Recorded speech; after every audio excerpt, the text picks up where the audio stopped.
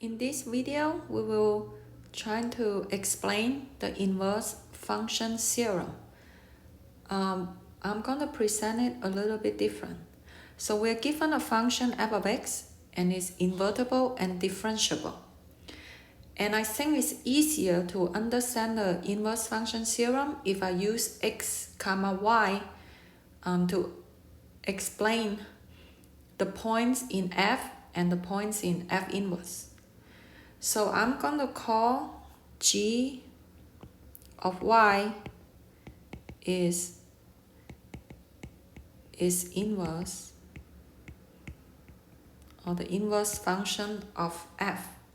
So what it means is that the point y comma x is on the graph of g. So what would happen?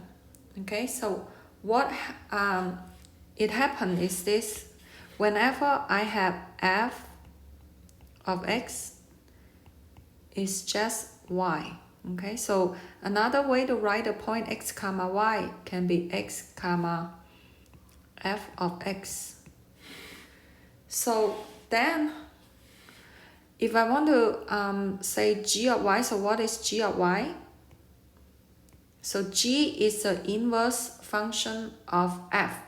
So when f map x to y, g will map y back to x. So I get x back. So in that case, when I write down, okay, so if I have y in here,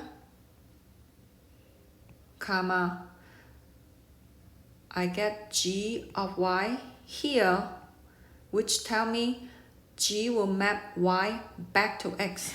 So notice the correspondent. X correspond to g of y correspond to f of x.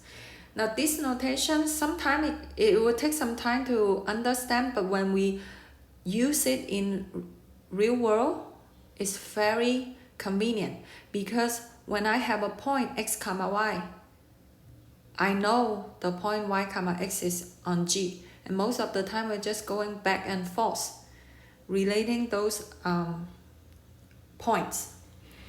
So how do we understand this theorem 3.11? We will refer back to the very definition of inverse function. So if I have g of y, right? So g of y, so you think of it this way. What is y? Y, another way to write as f of x. When I compose g and f on x, I get x back. Okay, so g of y will be bring back to x. Okay, that's the idea of the inverse function. So this is a very definition of an inverse function. Now,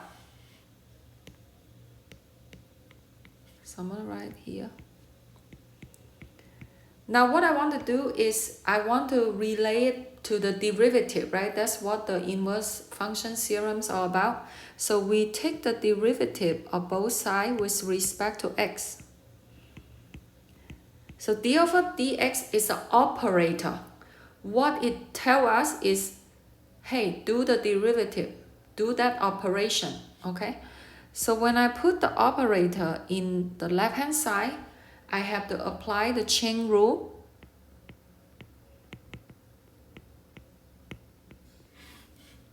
So I will get derivative of the outer function. Evaluate at the inner function times the derivative of the inner function. So that is the left-hand side. And the right-hand side derivative with respect to x on x, you just get 1.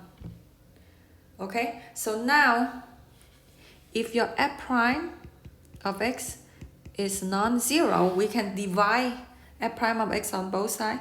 So I get g prime of f of x equals 1 over f prime of x. So what is g prime of f of x? F of x is just y. So you can just say f prime on y equals 1 over g prime of y equals 1 over f prime of x. And that is essentially the relationship of a function and its inverse. Okay? So in the textbook, it presented a little bit different. It changed the y to x. And if you do that, then you just have to change the x to y. So this is essentially the same. Because you can change a variable, you can denote x by t and y by z. It's just a change of name, but the nature is the same. The location is the same. So we're going to look at an example on how to apply this formula to find the derivative of an inner function.